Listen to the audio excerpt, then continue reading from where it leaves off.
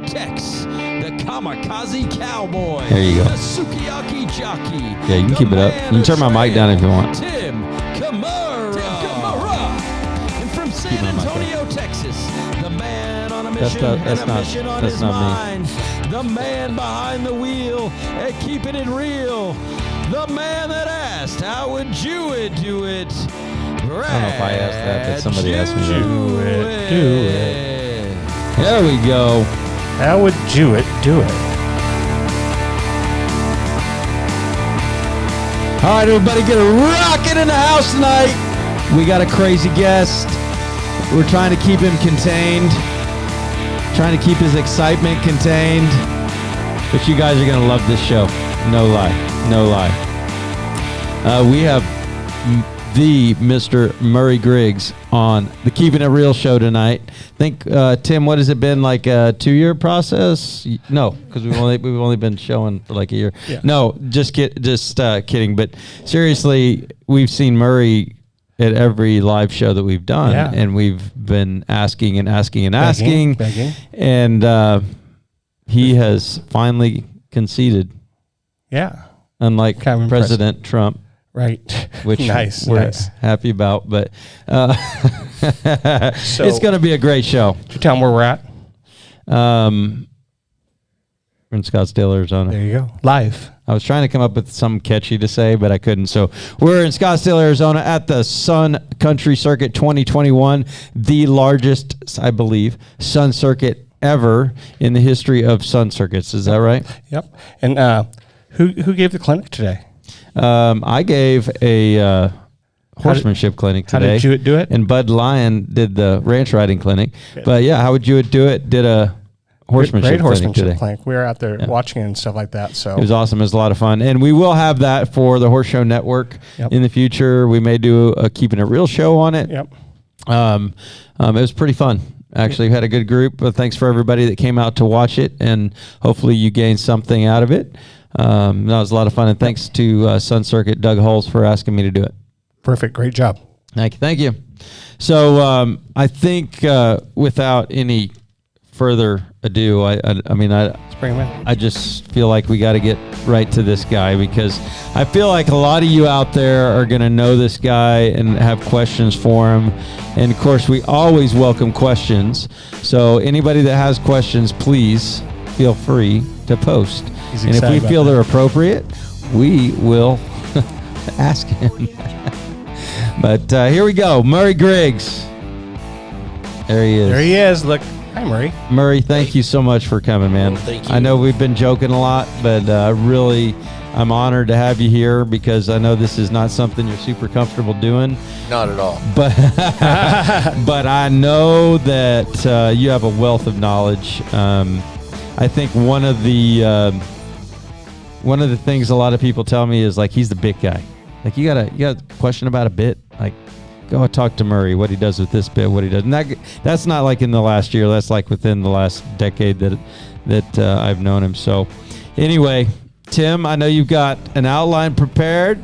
He's got quite a nice outline. So Tim, 2 things. It's your job, buddy. 2 things. 1, nice Neutrina banner. Yes.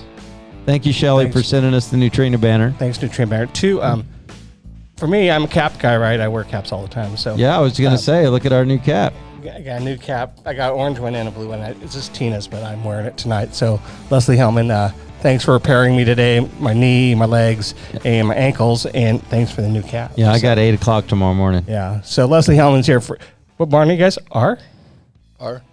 Yeah. If you look for Leslie, here at you got a crick in your neck, or you're like out of whack? If you want the power, man. He was nailed. He did Conan today too. No, did you see Leslie today? Yeah, and Conan Cam got help today. Okay, Murray Griggs, ready? Yep. Do it. I'm so ready for this. Murray and I have been doing this for a couple days now. So, Murray, okay, let's just start. Tell me about your growing up, your mom and dad, your sisters, and how you were raised. Well, I just grew up on a small grain wheat, soybeans, milo, and had some. It's a mother cow herd. Yep. And then you have 2 sisters? I have 2 twin sisters that are... What's her names? Amy and Allison. Amy and Allison. Younger or older? They're older. They're 9 years older. Wow. Wow. Isn't that amazing, huh? Twin sisters, huh? How was that? I was just curious because I had two sisters, but they weren't twins. How was that growing up with those two? Oh, it was pretty good. They took pretty good care of me. Okay, that's why I wanted to I'm hear. already seeing in the first question where we're going because of the stories I've heard.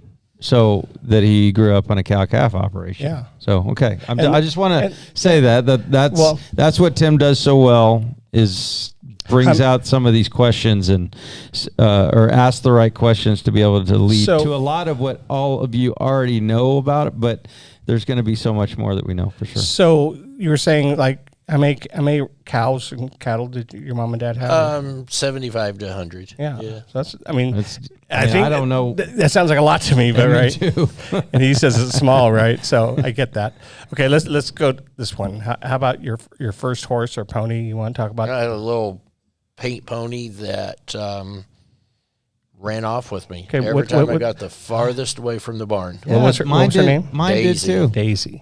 Daisy. So you're telling me that you must be, how old do you think?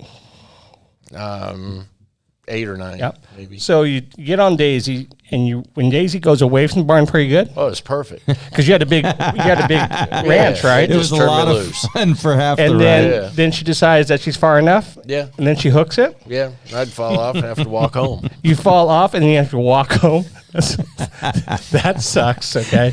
Wow. I love it. So you want to stay on as long as you can. So that's less steps back to the barn. Does she run back to the barn or the other yeah. horses? Well, my pony didn't do that. Well, that's interesting. Okay. High school.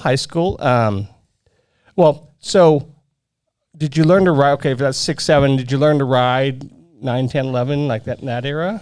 Yeah, probably. Yeah. And your sisters are a lot older than you, so. Uh-huh. So, well, I have a question because this is the way my dad did it. But my dad just bought a horse that did that to me. Like it was great walking away from the barn, and then the rest of the time I was like screaming, "Whoa!" pulling, and this thing would not stop. And so, which is coming up on a future episode of Keeping It Real, the history of Brad and Tim. But did your mom and dad just like buy that and say, did they know about horses or just cows? No, Did they just not go, so much. just go? Yeah. Wow. No, they were farmers. Yeah. So they just let you figure it out. It worked for me. It worked for you. Well, I'm, Well, I still don't like ponies. but so your sisters probably had regular horses and you have the pony, right? And they showed in open shows and then started to do some AQHA shows. Oh, wow. And there goes Murray. Oh, no, there goes Murray. He's walking back. He'll be back by time Murray, dinner. you look good. He'll Oh, be back no. by dinner. Murray, He's way out there, though. Why are you walking, Murray? But you know what? I mean, I kind of like that because it's just so many people on the show and just so many people in general who do horses. Like I asked him, like, what was your pony's name, right? Mine was Sky and Smokey and whatever. And same thing. They were ornery. I just didn't have to walk as far as he walked, right? So I don't know. I was intrigued when everyone has a pony at the beginning, right? And nowadays you see the ponies on Facebook. Oh, they're so gentle and they're so nice. Seems like all the kids now have like broke ponies compared to the ones I've heard of. Right. Let's get into riding, showing. So your sister showed for a while there, and then you start riding your first trainer. You want to talk about your first local trainer? The first local trainer, his name was Lawrence Wormington, and had a really nice pleasure horse, and he helped me a lot. Helped me a lot with it. And then pleasure was the first thing you learned, or did you learn the other events? Yeah, it was just the pleasure. Yeah. And so how old are you here now, you think? 10, 11. Yep. Mm-hmm. So then from there, your sisters are showing. Are you showing too? And then you start doing some. Yes, And pleasure. I mean, you said pleasure, Yeah, but just did the you learn pleasure something? to start with. Did you ever do any of the Gymkhana or any of the games and stuff like that? Any of the fast not stuff? so much. Wow. Okay. So let's take you like toward high school. He did, but involuntary. Yeah, I know. You know, it was pretty fast. The for a little dismount and Right. all that kind of stuff. And rescue race, right? You know, like I don't know. So we'll keep going here in age wise. So let's get to that next piece. Then are you 9, 10, 11, 12, 13, 14, like high school? Yeah, no, junior high. Junior yeah. high. Uh-huh. And you're showing. I got to get Showing, and this was a really, really nice horse that my parents bought me. And you were telling me, and maybe it's lower in my outline too, is there's a lot of shows in Missouri in that region, Missouri, right? Kansas, Oklahoma, Arkansas. There at that time, there were a lot of weekend horse. There were single day weekend horse shows. I mean, like the Vollmer sisters and you and different people that are showing in that era. It's such a different way of showing than it is nowadays. It's complete. Hauled to the horse show. You tied your horse to the side of the trailer. You showed all day, and you went home, and then you went somewhere else the next day. A little trailer racing, a little bit, right? Okay. You taught them that early. So I'm going to take you to high school. That's kind of what it feels like here. So you go to high school, FFA guy, right? Yeah, I was in the FFA. Yeah, because I love the FFA and stuff like that. And you showed a steer. Showed some heifers and steers. And a few. And your sister. My sister Amy still raises some high quality show cattle. Yeah, that's I did a sheep. My friends all did pigs, and I did a steer, and it's good life lessons. I like that. That was kind of fun. A lot of work. Lots of work. Maybe that's how you learn work ethic in that level, right? For sure.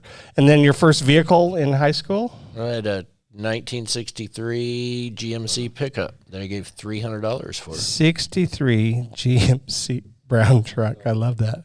I like the price. I like the price for sure. Okay. So high school here. Okay. So youth world team. So let's talk about the first horse, Mr. Red Cody, right? Okay. So that was a horse that you showed, right? Yes. And then tell me how that horse evolved for you. So Lawrence Wormington helped me. I went to a horse show that Cecil Hurley judged, and I was still, 10 or 11, and he let me win the 18 under youth out of a lot. And then it just kind of evolved that my parents contacted him, and he was my horse trainer for a while. Wow. So he judges you. You win. You're young at that age, and then you win the big 18 under pleasure horse class. Then later on, he becomes your trainer. Yes. That's pretty good. Huh? And then at the same time, does your sisters ride with him too? Are they amateurs? No. Can I put something in here because the time and Liz Long just posted Missouri had the best shows back then. They did. They were huge. Well, so that's what I wanted to just touch on. Talk about those shows a little bit. Really, the main event was the Western Pleasure. I mean, there were a lot of really good horse trainers. You had Gil Gallion and John Berry and Jim Bryce and multiple others. They would go to the youth world, and maybe the Missouri would have the top 5 in the places. Really? Yes. Wow. I mean, I've always heard that those shows were huge. I mean, I remember judging a weekend show early on when I had my card, going there, and the pleasures were large. Right. And that was in the, mid 2005 or 7 or whatever, right?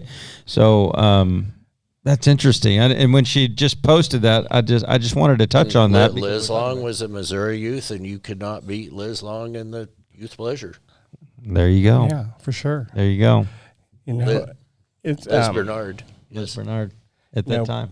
Did you know that she knew my wife because they went to the school there in Missouri, and I can't name it. William Woods. William Woods, yeah. My wife went to William Woods. See? Yeah. Wow. Yeah, small world. Small world. So how about like I saw some pictures of you and the youth world team, and you showed your first year at the youth world. What class did you show? The first time was the Western Pleasure. And then I'll ask you about the last time. The last time I showed in 3 roping events in the showmanship. Isn't that a crazy combination? Three roping events and showmanship, and then you want to tell us about the outfit your mom put you in? Yeah, my mother made me wear white pants in the showmanship. White pants for a guy. And I had patchwork boots.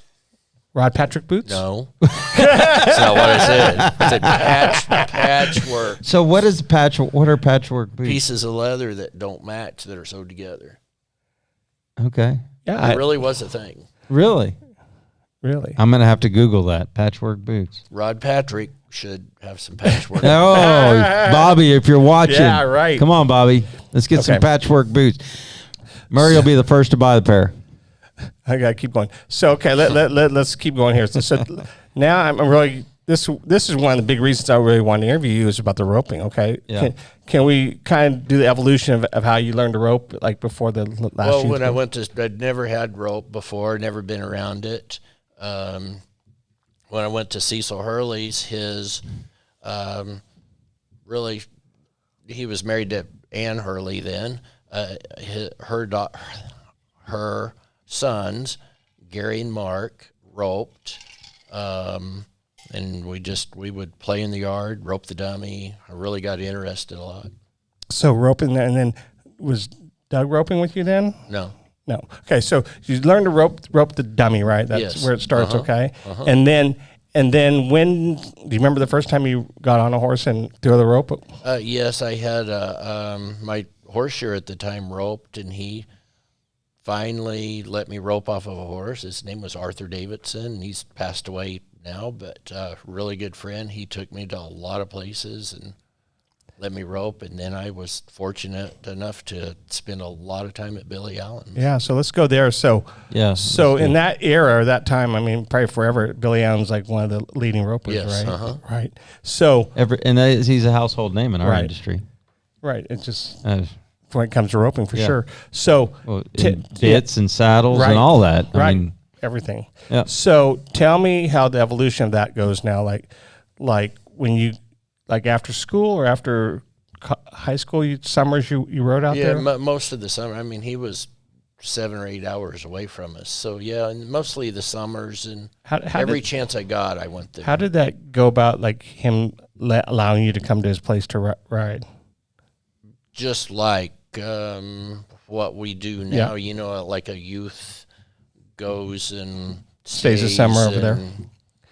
And then to add on to that, so now let's talk about some of the names. Tell me about some of the guys that roped with him during that time, or was Well, just like Billy's sons, the famous Jeff and Doug Right. Allen. They were around. We roped and roped. David Avery was there. Sam Rose was there. Greg Hale was in and out, and so. it was a good time. Good time and a lot of knowledge. a who's who. Well, yeah, we're talking about similar things for like my cow horse guys back when I was young and in his age too. That there's Hall of Famers all around you a little bit, and just Which And the worst part about it, at that age, you don't realize you miss some opportunities if you're not paying attention. right. Go ahead. Well, I just see, he's mentioning Jeff Allen, and I don't know if he's here or not, but he'd be a good one to get on the show. Is he Because judging here? Huh? He's judging here. Oh, he is? Yeah. Oh, sorry. You're out, Jeff. Dang it. He has to get recertified and do some trail. Okay. What a great guy Jeff is. I mean, just like I remember him and I talking about trail all the time, and we're applying it to roping and how we judge all the time. And he's always interested. Like he always asks me questions about some trail question, or just he digs, he probes, he wants to get better at the event. I feel like he's a good teacher. For sure. You all day know, long. when he and Leonard did the roping Yep. deal at our, it gave me the most insight into what I'm looking for. When, Yeah. Well, not that was. There's been a lot of good things. That's the best teaching Yep. situation I've ever been involved Absolutely.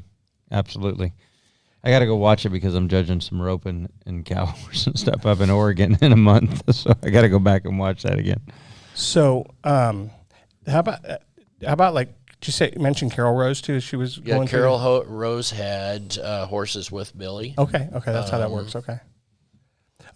So, I'm going to just keep going here. So you do the roping, and then you rope for how many years, you think? Oh, I don't know, 7 or 8, 9 years. Yeah. And then Leonard, you meet Leonard. Met Leonard Somewhere there. in the roping here, that's right? probably the first roping was when I first met Leonard. Yeah. Yeah. Did you have any partners that you like to rope with a lot that you haven't mentioned yet? or- Anybody that could catch. Did you do just the team roping or did you do calf roping No, too? I only did the team roping. I weighed 90 pounds. I wasn't big enough to The rope. cows were bigger. The steers were bigger. You and Doesn't me, look like it now. you but and me could have been buds. That was the same way. So then, as you rope, though, I mean, do you rope at horse shows or do you rope like jackpots? I did a few jackpots. Most of my roping was at horse shows. Yeah. Yes. For sure. Wow. Wow. Okay. So if you look up Murray Griggs' show record, you will see roping. I mean, I think was that Leonard, when Leonard talked about that, when we interviewed Leonard and he was telling me that Murray rope, I mean, my ears went straight up. Well, and because I don't think I would have ever known that if Leonard hadn't have mentioned that. Yeah. And so then that's made me more inspired to like. Because Murray's such an open book, you know. Oh, yeah. Just exactly. 3 days. Yeah. It's okay. We're getting there, though. You know, every time we You might interview not someone, get it all. learning something different, learning something new about a person, that's what I always think is very intriguing, right? You know? Okay, so let's get to the spot about quitting riding and going back to work on the farm. Tell me how that goes. Well, just when I really got out of youth, I didn't know what I wanted to do. I didn't want to go to college. I didn't have a plan. So I stayed there on the farm for 2 years. I tried to be a farmer. I didn't ride for 2 years. I just really gave it a good try. So how about this then? I know you like to weld, right? I can weld and I can use a torch, but I cannot fix anything. Really? And that's really frustrating if you're a farmer. So what would you weld? Just anything that needed fixed, yeah. I know. But I can't sit down and put anything back together. Tim's raising his eyebrows over there because that's like my little pastime that I like to that's do. it, I like right? like all the stuff, all my bridle racks and all that kind of stuff. I weld myself because it's just something I just like to do.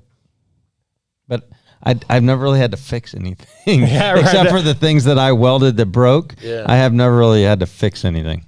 But like, did you learn that in high school or did your father Yeah, teach it? my dad taught me, yeah. Yeah, my dad too. I took a class. I wasn't very good at it. So I'm very envious of you guys. I'm still not very good at it, but I can weld, but it doesn't look really pretty. So, okay. So Thank you for for a couple grinders. years, you get back to the farm Uh-huh. and you do the row crops and be like a farmer like you ought to be, right? Mm-hmm. And then is there a moment that happens next that you might want to branch out and do something else? No, it just kind of happened. I can't even tell you who sent me a 2-year-old to start, and I'd never started a 2-year-old. I didn't know straight up, but I did it anyway. And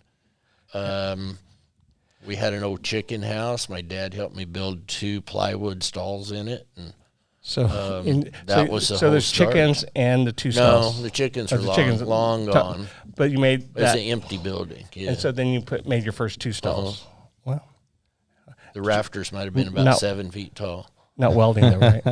No, It was all wood. yeah, it's all. But wood. it was low. You said it was low, 7 Well- foot, not very high. Yeah. So they stick their head over the neck. Uh-huh. Really? Well, no, they'd hit their head if they got it too high. No, the rafters were 7 foot, Rafters, Tim, yeah. not the stalls. The rafters. I know what I'm thinking Toronto or something. I don't know. That's rafters. Raff with an F, F. not raptors like No, a my hearing's dinosaur. not very good, so I've got to ask that. Okay. 2 stalls. 2-year-old comes to you, start to ride a horse or start. Mm-hmm. But then you're still farming too when you run that Little first bit, one, yeah, right? uh-huh, You're still yeah. not like I'm clean cut your ties from the farming. So you're doing that plus you're doing chores and stuff like that, right? Wow.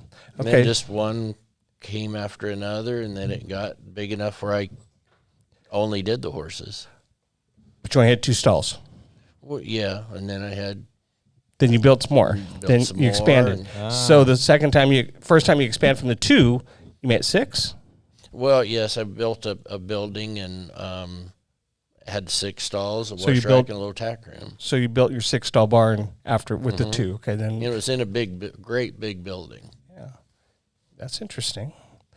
And again, is this a skill your dad knows, or you know how to build the stalls, or No, he could there's no build YouTube? anything. There's no YouTube, so Yeah. It was just him and I. We sit down and built it, and No Googling. yeah, that's how I visualize this, right? Like, why can't I figure out how to do this? and those stalls are still there, and I still have it. So No wow, kidding. see, that's even Built better. it to last. I'm trying to do and math. now when we travel, we lay over there, and it's still very usable. Awesome. Like, you ever carve an MG or something like that in the stalls? Like, the guy was here. Right? Every nail has an MG on it. Yeah. Wow. Okay. So you go from two stalls to 6 stalls, and then do you get more horses than 6? And and then I would have some panels, like cattle panels, and I'd put them in there, and then I want the story. Yeah. I would add 4 more stalls, and then finally in that building right now, there's 28 stalls in there. Really? So we just kept adding, and instead of a hay barn, it turned into a full horse barn. Wow. That's what when I was doing this interview today, this part of it, it's just interesting how, I mean, our barn at our house too was from like 4 stalls to 6 to 12 to 17 or 18, whatever it came out to be. But you just don't go out there and start off with a 20 stall barn. No, and then eventually I in the winter, you can't. A lot of times you can ride, and sometimes you can't. I rode up and down I lived down a lane, and you'd ride up and down the lane, and then eventually I had a small indoor arena. Right. So I mean, I love the story because I say, well, look at what you get to ride in nowadays, right? Yeah, exactly. I mean, you can really appreciate. Dude, I was there. I was working pretty hard when I was young. Before you all, everyone thinks they're fortunate enough just go into a nice barn and go, and you had to like figure it out, right? Figure it out. How about that was one thing I didn't ask you about was I want to go back to Billy on the advice that he gave you. Like, you want to talk about that? Yeah, Billy really didn't say a lot, but when he did, you listened. But the main thing that I remember, you'd go out and you mess again, he'd just grin at you and he'd say, "Do it again," and that's really part of that. That's all of people training and horse training is repetition. Right. Absolutely. Along the journey here, how you pick up weird stuff from weird people. I mean, not weird people, but like some people are weird. Yeah. Absolutely. I agree. But there's things that you heard or you hear from them or some tip that they gave you and you don't even know it, but me, okay, I'm just going to go with this. I'm the guy that says, look in front of the pole. I draw a line there, and I said, aim at that thing, and you should get close to that spot, right? That was this thing my horse trainer that I rode with when I was in college showed me, right? He was so mad at those kids. He said, you put that line in the ground. It was Gary. Drew that line in the ground. So you just see that line, and you get that horse to land on that line. And that always just stuck. Right. I didn't realize do it again. I heard it and I did it again. I didn't realize what that meant for probably 10 years after that. Yeah. But it's something I never forgot. It's like that light goes on. Oh my God. Okay. I get it. I get it. And that's especially older horsemen. I mean, like that, but older horsemen have great wisdoms. Yeah. Because they went through some tough horses. Does the name Judy Jordan ring a bell? Oh yeah. Judy and Wayne, they were awesome people. Or Judy's awesome. Yeah, she just commented, known you for a long time. Great times we had. One of my favorite people. Awesome. Judy Jordan's awesome. I love it because when we get different guests on here, Tim, we see people that we've never seen before. And to be able to have them on and to comment, it makes it a little bit more of a smaller world, which is a good thing, right? Oh, it's a very small world. Yeah. How about let's which way I'm going to go here. So let's say you build your business, okay, like the 12 to 20 horse barn. So you're starting to get some horses in train now. Like, I didn't know how much pleasure you showed, but you really showed a lot of pleasure back in your earlier years. That's what made it big, was the pleasure. Yeah, and then that was like the money clap. It was trail back then. That was the class that had all the horses in it, right? So then I'd have 22-year-olds to start.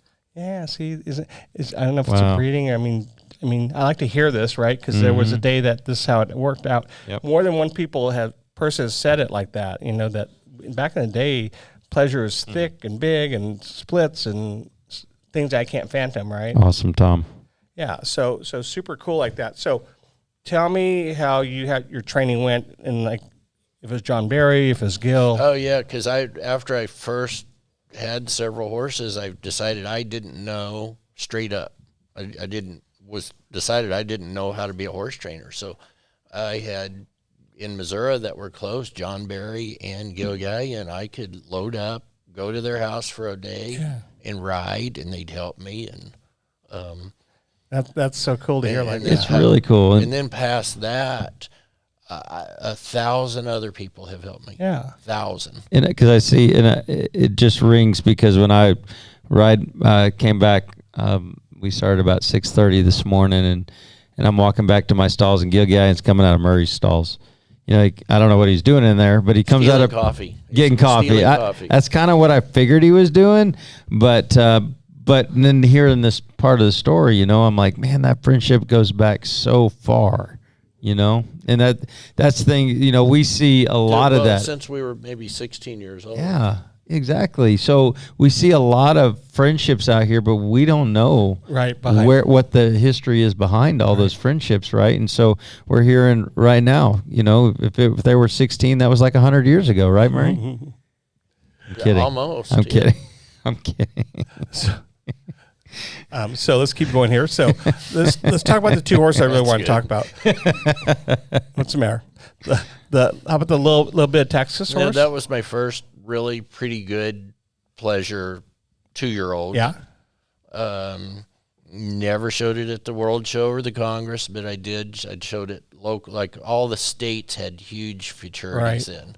So that's another, you know, besides Ohio, Illinois over there was all these fraternities, Missouri, Colorado, Nebraska, Kansas, right?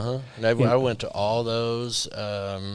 I went to the Utah fraternity with that one. That was a long ways from Missouri. Wow. So back in the day, I mean, every state had like these huge fraternities, it seems like, right? Very competitive, lots of people playing the game.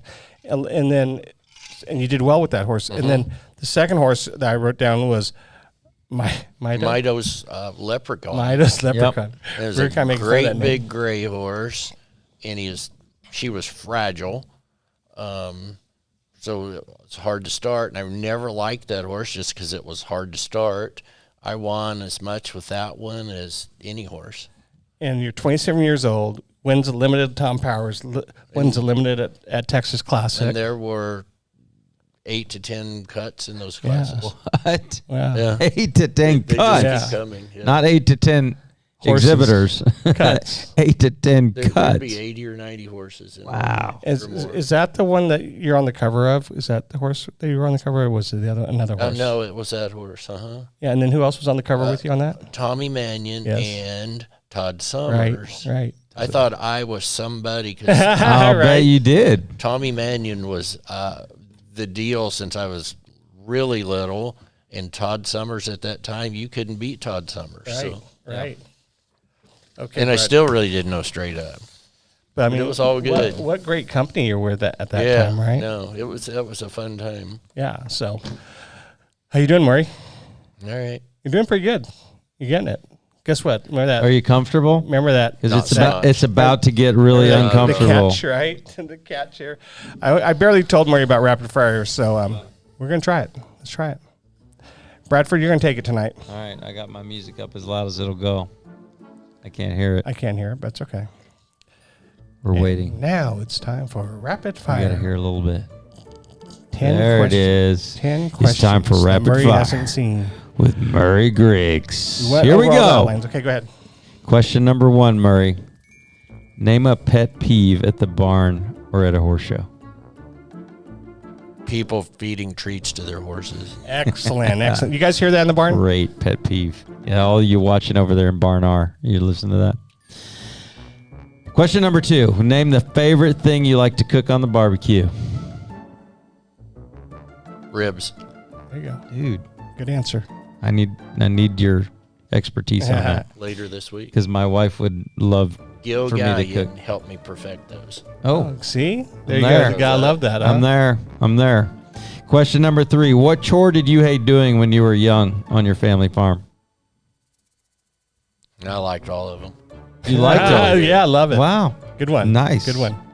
Great Question answer. number 4. Name an old Western TV show you may have watched when you were young. Gunsmoke. Gunsmoke. Number 5. If you had access to a time machine, where and when would you go back to? This year's pretty good. He's staying right where he is. Okay. That's good. I love it.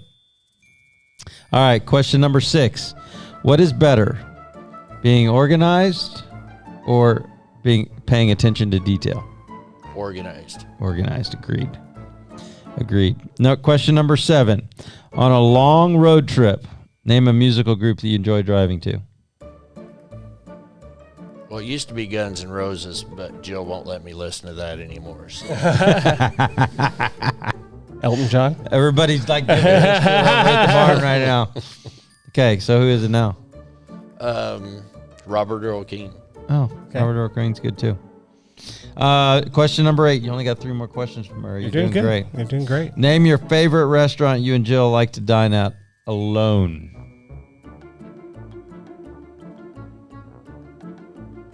Me, Guadalajara. Guadalajara? Yeah. Okay, good one. Is that like Mexican? Yeah. Nice. I eat Mexican food 8 nights out of 7 in San Antonio. Right. I love it. We eat alone there. We take all of our friends there. Anybody that comes to visit. I got to come visit.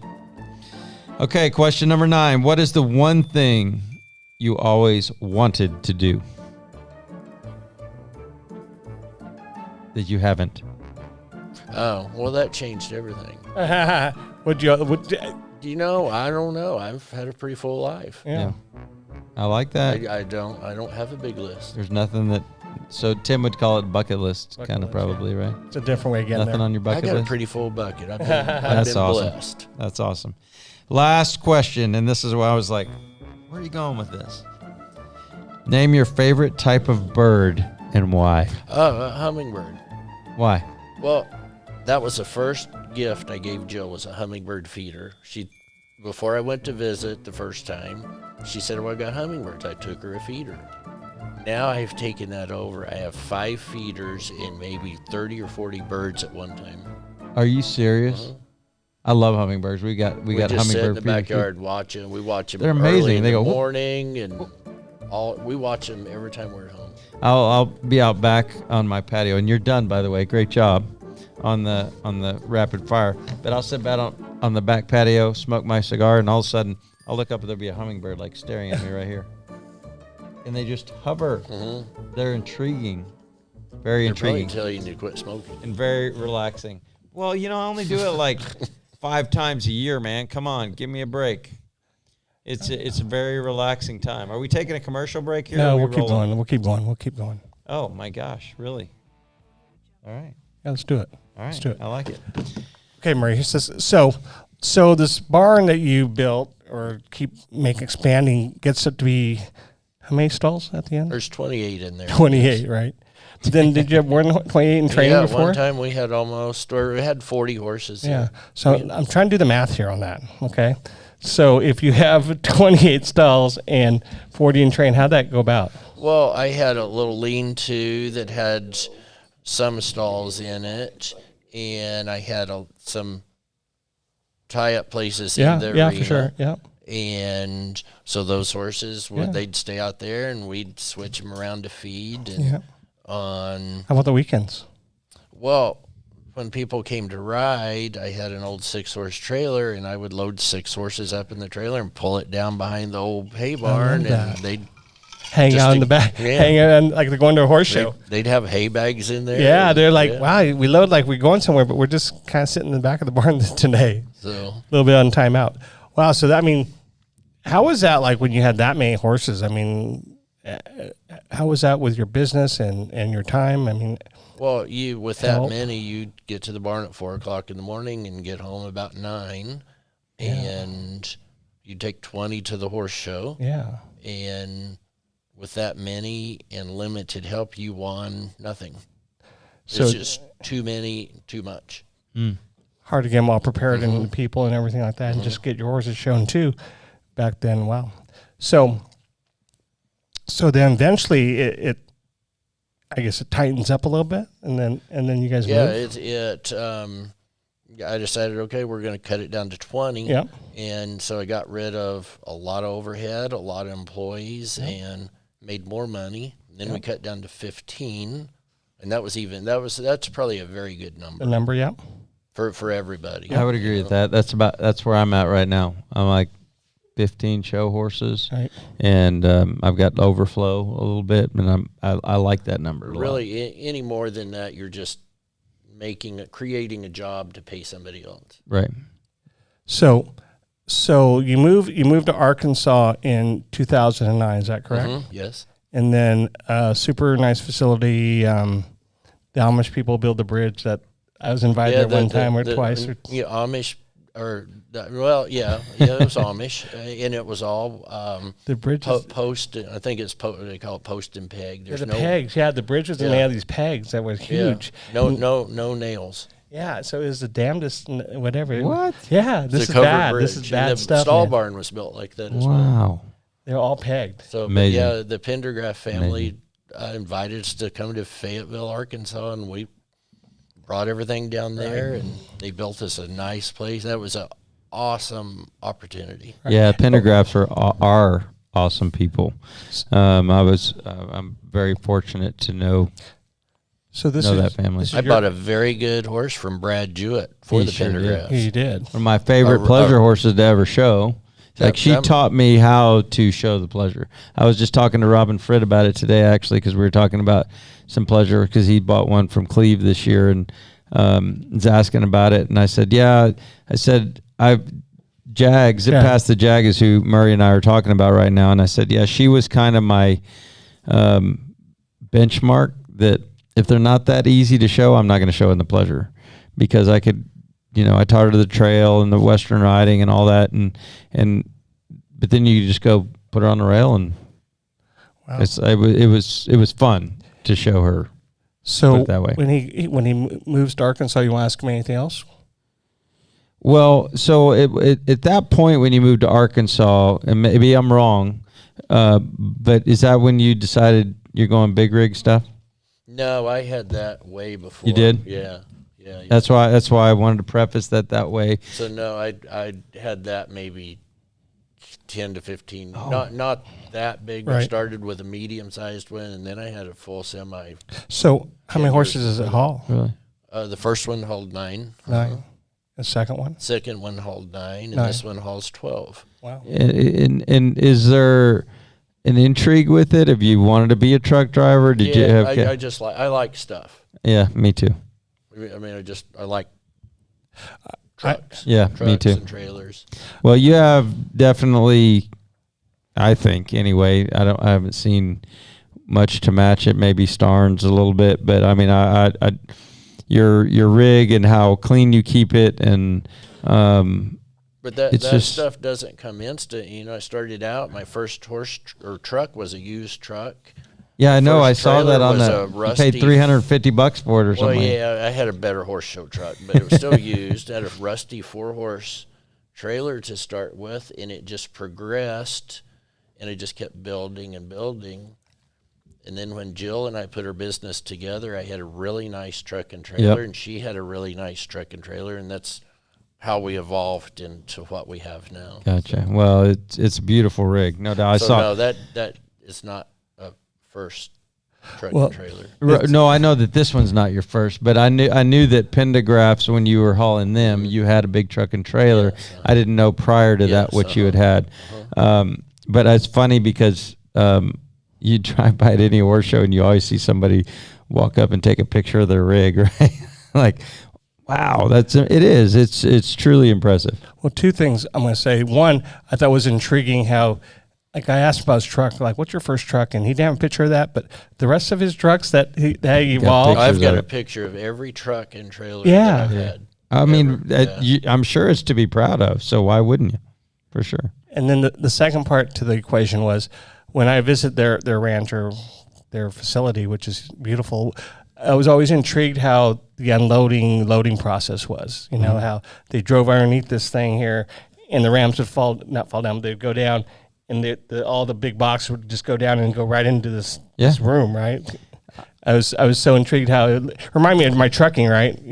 Like it's unloading your truck and goes right where it needs to go. Well, it's interesting because, Murray and I are always back and forth on new things because, like you said, he likes stuff, Right. I like stuff.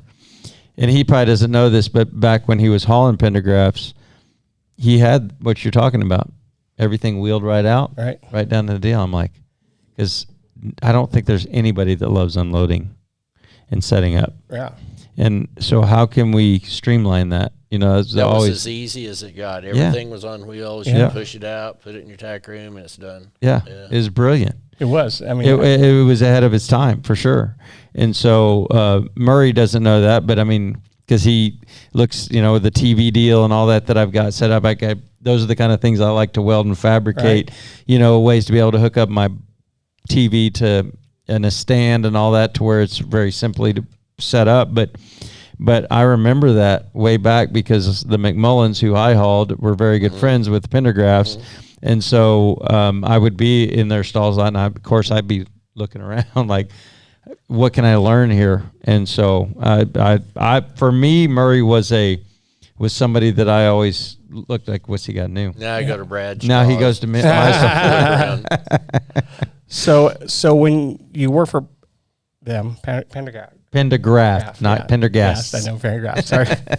That's Tim's PE teacher, by the way. It was Pendergast. Skip. His name was Skip Pendergast. So I was having trouble with that. He probably name. had those really short shorts, didn't he? Yeah, he did. He did. The green silence up to his thighs, right?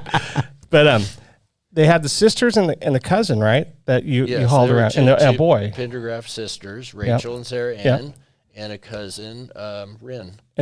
And then there was a boy too. No, not the boy that you hauled with them at that time. No. Okay, so those three, but they went on the tour. Oh yeah, we you know, during that period we got to show from New York to Ontario to Georgia, Florida, California, Oregon, Kalispell, Montana. I mean, they wanted to, big or little, they didn't care if it's a big horse show or they didn't care if it's little. They wanted to experience horse shows. Yeah. Mr. Pendergraft bought family membership for each state affiliate. So he bought 48. He didn't do Alaska or Hawaii. He purchased 48 family association memberships. Wow. That's how, and he wanted to meet people. I learned a lot. That's awesome. Yeah. I'm sure you did. And he was a musician, which I got his CD and all. That was pretty cool. But I have to mention, because E.H. Pate Quarter Horses is on, so I'm assuming it's E.H. and Ariane. They just said, "We see you, Murray. Love your humor and honesty. You keep it real." And they're saying just that, and it's capitalized "you," right? It's right there on the board. You keep it real, because that's. I mean, when you see Murray out riding in a warm-up or at the stalls or whatever, he's not trying to impress anybody. He's keeping it real within his own world, right? So that's a big reason why we wanted to have you on there. Then that was right. I mean, that's exactly what I was going to say too. When I was interviewing him, he said, "You don't want my story. No one wants to know." I said, "No. Oh gosh, this is exactly what I look for all the time. I look for people who started at a local saddle club or a local show." And has evolved, and now is a good place when they're older, and they can look back at this journey story. Absolutely. And I want you to appreciate, just think about, because you never think about this kind of stuff because we go too fast. Right. So think about how your past was. Think about when you were showing the 2-year-old pleasure horses. You need to be proud of that kind of part of your life, because you just don't think about it anymore because we're here in 2021, and so it's kind of cool to like take a night and just do this. Absolutely. Right.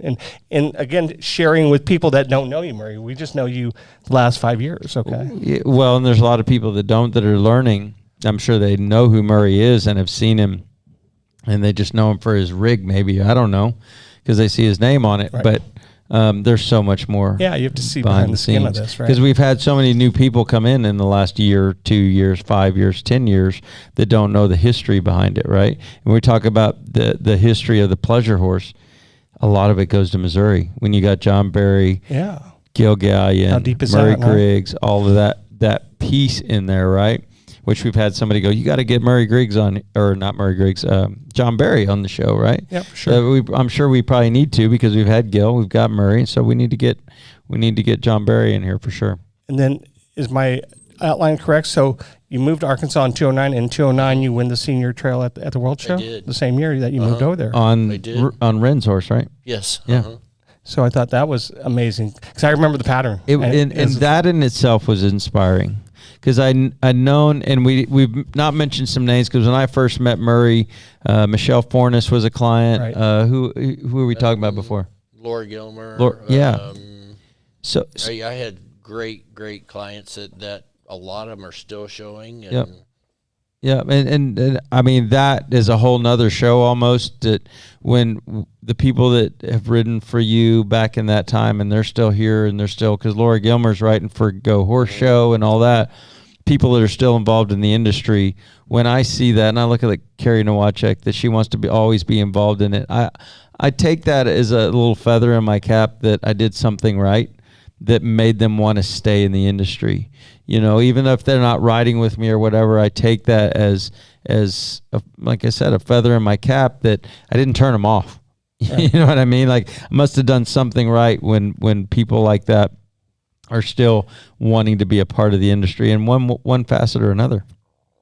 But it's awesome to see, again, your humility for one, because there's a lot of names that I know that you've been a part of that we haven't mentioned tonight. But when you won the world on, what was his name? Mick Zippo. I was going to say McDonough, but that's not right. Yeah, that would be the reigning.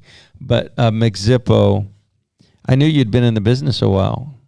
And so it was inspiring to know, for me, keep going. Keep going, keep going. Don't stop. Keep going. Keep learning, you know, because you never know when that page is going to turn for you, right?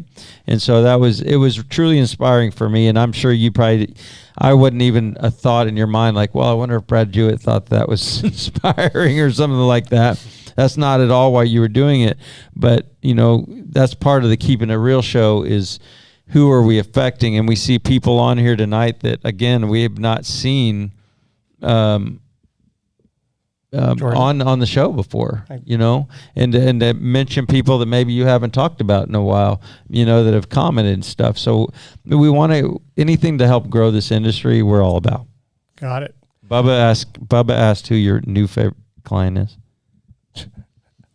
Yeah, I don't think I'm going to answer that right now. Come on, that's not a trick question. We'll vote for you, Bubba. It's all good. It's all good. Okay, let's just. I really want to touch on Carson and Connor for a little bit. So, Carson was born in '95, and Connor's born in '96, right? So, do they?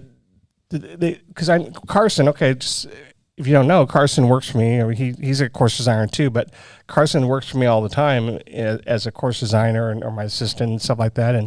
And I know when you guys were in Arkansas, he would set courses for you, right? Well, yeah, he'd help move poles around, and Carson still maybe has ridden a horse less than 30 times.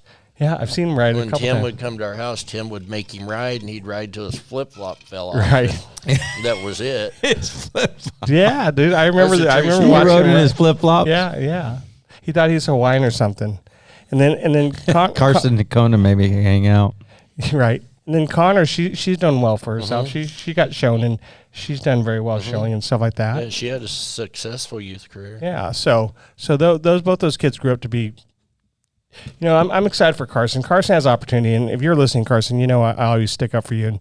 And he does, Carson. Yeah. He does. Absolutely. But you know, Carson just has to be pushed a little bit, right? You know, and I don't mind pushing on Carson a little bit. I want him to get better. Okay. He always owns up to it. Yeah, for sure. I mean, that's one thing about Carson is, I mean, he's honest. Yeah. So Carson, I miss you here. You know, you're not here right now because your shoulder's bad and whatever. I probably worked you too hard at Prairie Classic, but but I you know, you have two good children there, and you should be proud of them. So it's all good. Okay. So let's get to 2017. So this was a story that I didn't know the full story till today. Okay. Cool. So let's just kind of go through a little bit what happened and kind of share your experience, and I'll kind of help you what I'm thinking. Go ahead. You want to start? Well, yeah, I was at the World Show, and I had a small side ache and showed, and then it just kept getting worse and worse, and my appendix burst. Yeah. So then I had to go to the hospital. And so you showed the day, you had some pain, and then you decide, or Jill makes you go to the hospital, right? And when you get to the hospital, they decipher that you have a ruptured appendix. Yes, And like, I really didn't understand this part of it yet. So, I mean, I had my appendix I went, okay, let's cut it out. But because yours had ruptured, And then the term is septic. Is that what it is? The stuff goes, the infection goes everywhere, and then you're sick. So now your body's a hot mess inside there, Yes, right? Okay. So then you get there and you find this out, and then, not to be mean, but it's like they tell you we have 48 hours to live, maybe, if it doesn't clean up, right? So now, forget the bucket list. Okay, holy crap! It's time like and a little disoriented when you got there. Oh, I didn't know where I was at. I didn't know my birthday. I didn't know anything. You got 48 hours living. You don't know where you're at. That's like two no good things happening at me. Okay, I just got done showing at the World Show. So the story that I heard today, and it's like, wow, you're like in a predicament. Okay, so and they can't do surgery. No, right? because that stuff's everywhere. Yeah, so everything's Really? I think this why I didn't get. So they have to drain you, or they wait for a while. No, they had to wait. They just got me on strong antibiotics, fluids, and Okay, so then by some miracle, because you could have been on the bad side of this, it kind of gets better, and they said you can't drive home. You have to fly home. They said, okay, we're going to release you today. But you can't drive home because that'd be bad. So they put you on a plane and That's interesting. yeah, You can't fly. You can't drive. but you can fly. They didn't want me to get out in the middle of New Mexico or Arizona, and need a hospital. Oh, okay. Gotcha. Okay. So you fly back to Clarified. California. Then my buddy Jill her and your help has to pack everything up. Pack everything up. I don't know. We had 8 or 9 horses there, and she drove straight home. through. Yeah, Wow. she's a trooper when it comes to driving. Props to you, Jill. Okay, so when you get home and you're there, then you have to go back to the hospital again. Then something happens. You just don't feel very good. No, I was like sick again. So it had built up and it abscessed and burst again. Yeah, and so you have to go back to my God. emergency again. Then then it was big. I had a drains. Then you have to let it drain again. And then you get out. Then it does it again. And then does it again. What? It just was that's what the story's nonstop. about, right? So So it they ends up still like couldn't take it out until all it was clean. It just kept Wow. so like That's 3 interesting. times. Interesting. Yeah, and so then this guy's like, there's nothing to him, right? He's Right. just like gummy, right? So no strength, no doing anything, right? And so then you have to kind of like sit there and barely just kind of moving around is kind of an issue, right? Just a normal day is not a normal day anymore, right? Everything you do just makes you weak, right? So that happens for a while. So then that puts a little pressure, like the Jill and Heidi thing, where they had to help you, right? Go ahead. But it is a little insight into why he doesn't have anything left on his bucket list, because he's probably just happy to be here. Yeah, well, he saw I his mean, it bucket, makes a lot he of saw sense that now. bucket list full blast. I love how right? this story is evolving. But so But then, no, Jill stepped up. She did it all. She did 100, and she still does 99%. so that's November, right? December. So I was asking, like, when do you feel better? He said, well, like a year later, like, pretty okay. Like maybe Wow. after the turn, like the 2018 year, like It was a whole year before I got all of my strength back. Wow. like he has had a hard time going up the stairs, had to sit down a lot. Just grabbing stuff was hard, right? Like just like I can't phantom that, but how about the guys that saw you? Oh, there in the hospital, John Barry came and Gil came. Cleve Wells and Roger Holmes came. Yeah. So Awesome. come check on you before you left for that. So I thought that was props to you guys for sure. Okay. I'm just I gotta look at my time real quick. Okay. So that was it was traumatic for me to hear the story, right? Like I just knew you got sick. Sorry about that, but I just knew you got sick, and then I really never heard the Same here. full story. But like this is life lessoning here, like when you can almost die and then you come out of it. And Yeah, I mean, I see Jill's post on Facebook about it, and I'm immediately I'll start feel praying bad. for him. You know what I mean?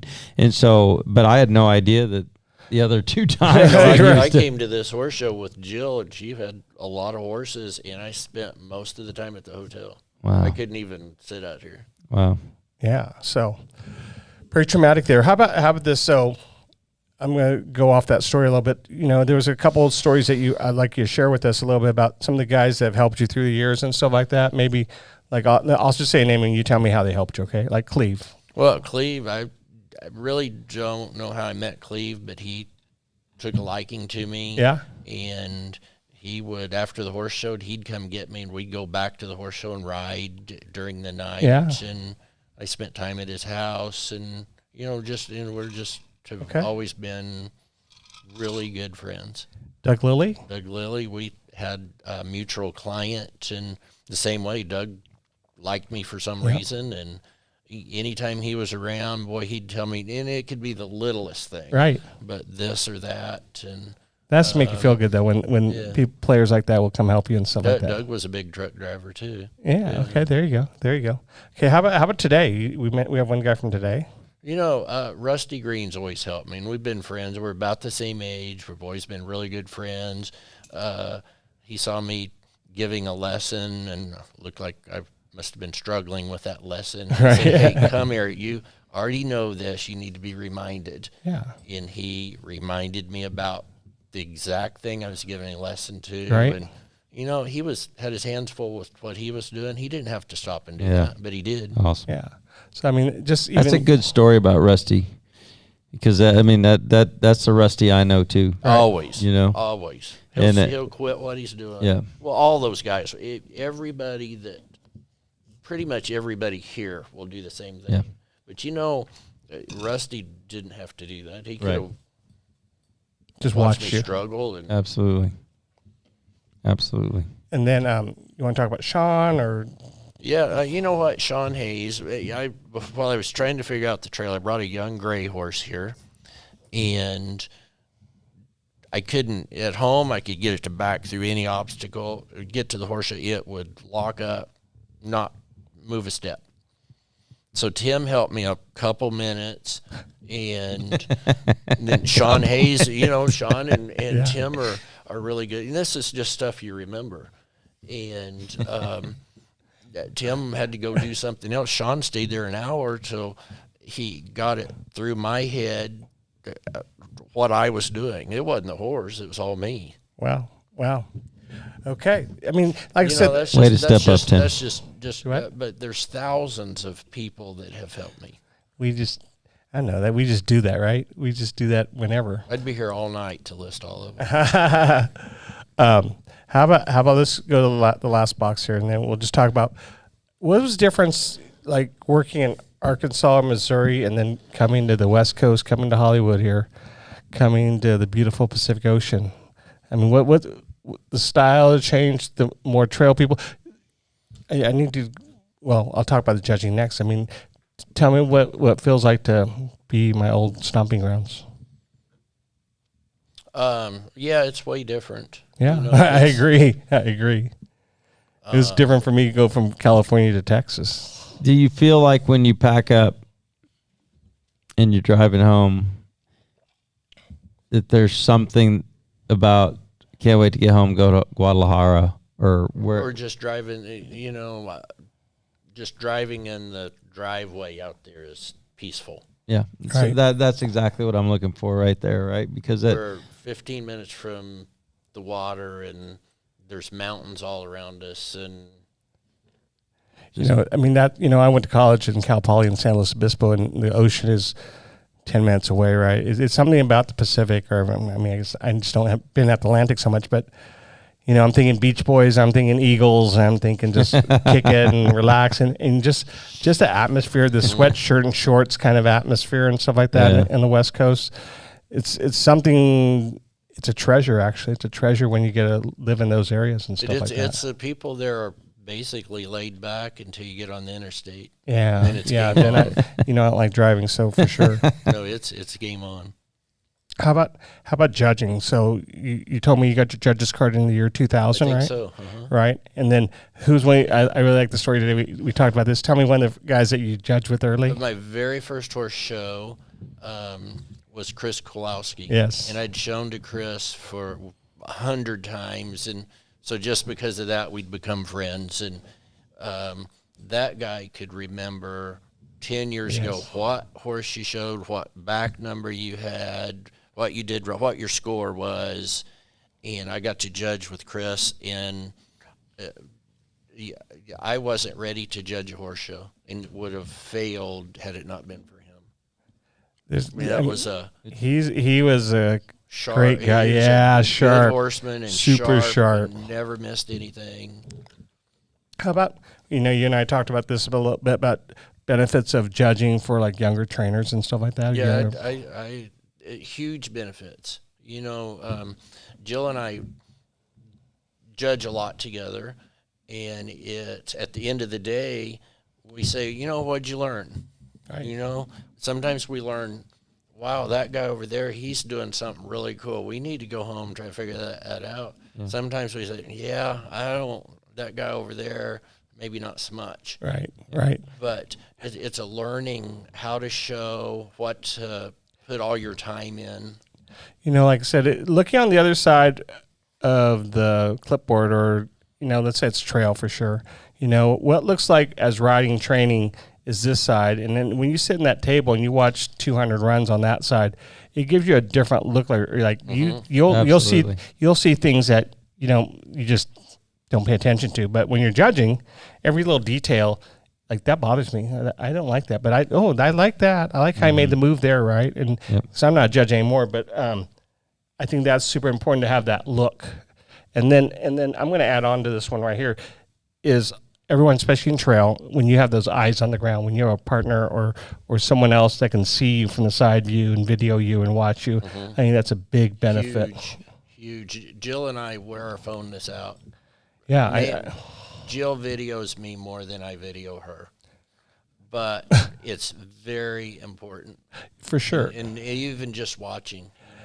And then I know at home you guys watch a lot of video at home too, right? It's not just videoing it; it's to watch it. You need to actually watch it again. We go home every night, and that's what we do at night. Yeah, but I mean, it's like going to night school, right? Well, at the horse show, because we were stalled next to each other in Vegas a few weeks ago, and same thing. That's the same reason I have my TV in my stalls. We have a big TV at our stalls. We video at night.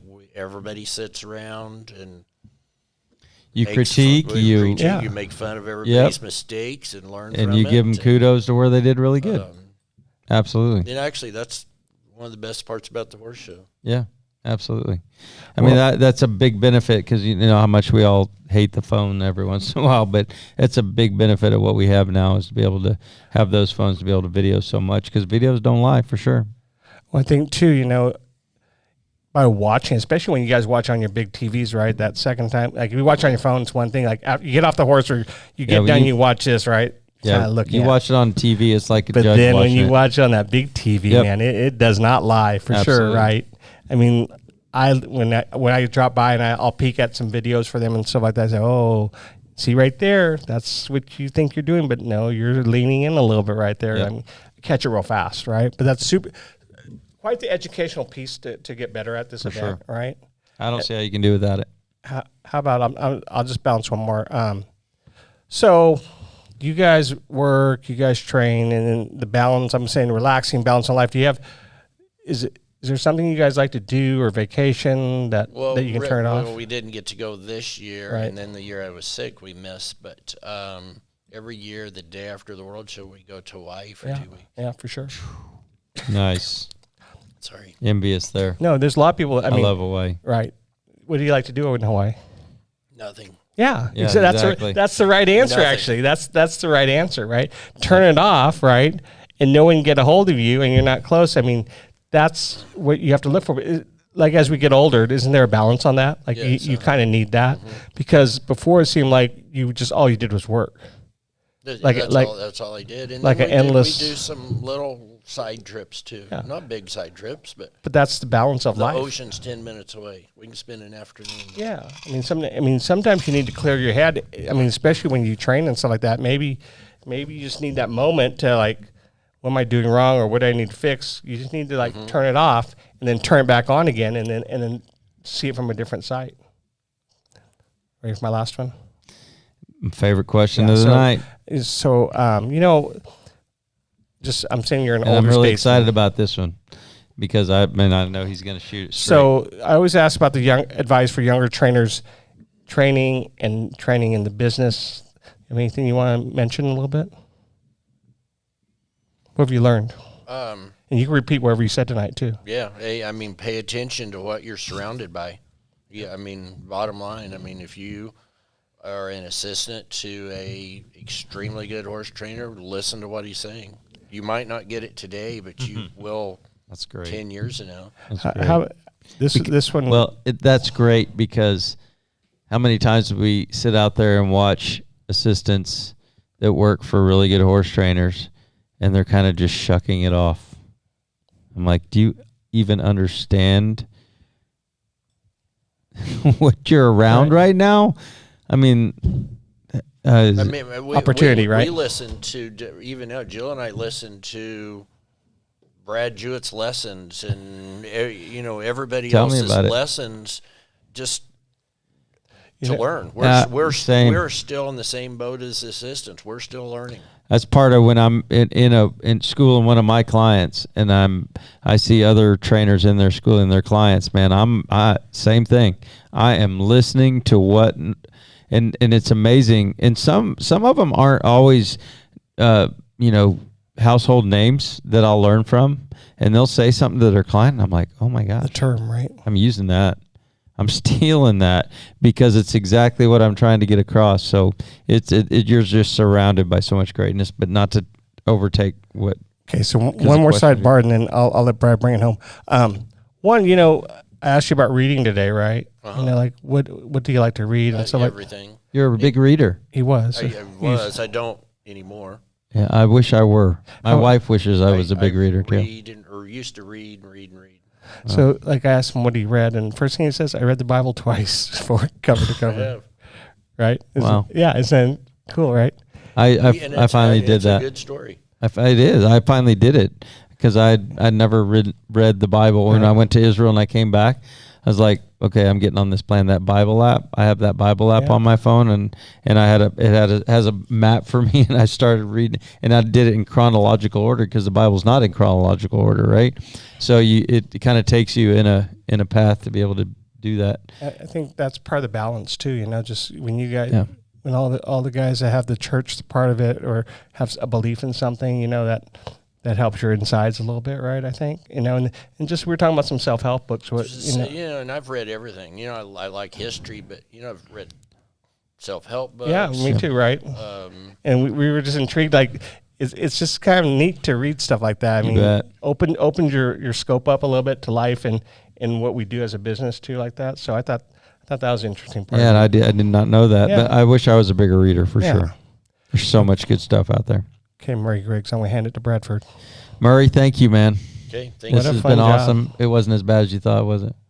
It was all right. That's great. Better than what he said before we started the show, for sure. You did a great job, Murray. For sure, yeah. You did awesome. You got the questions, did great. Thank you, everybody, for joining us tonight. Our first night live.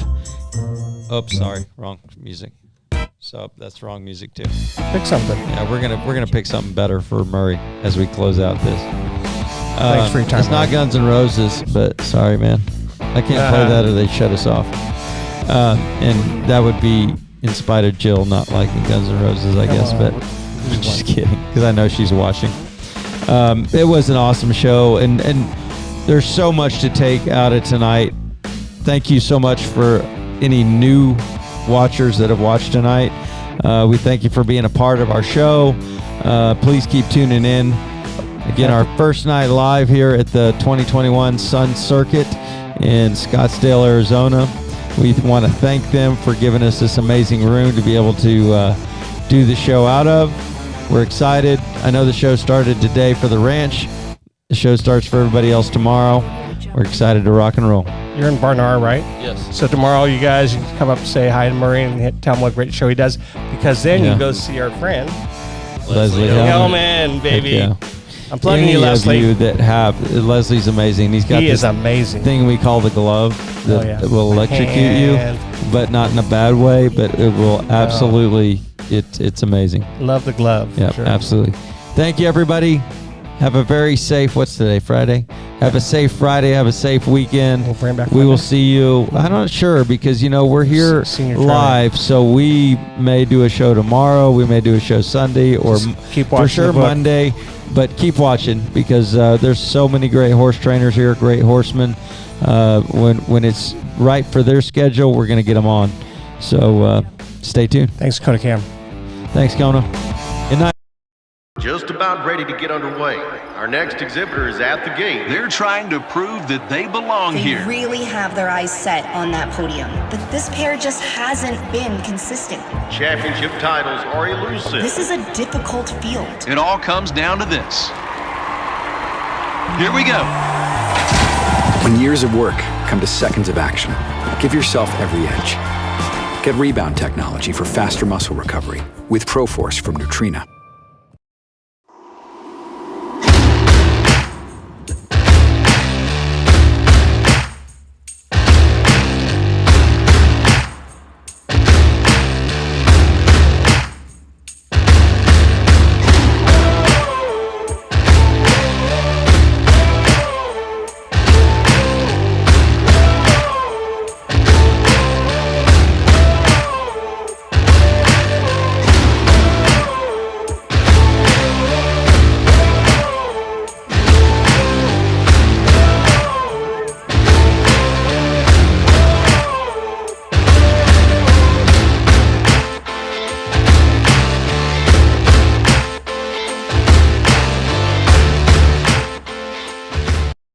If you're looking for a smarter way to ship, look to Unishippers.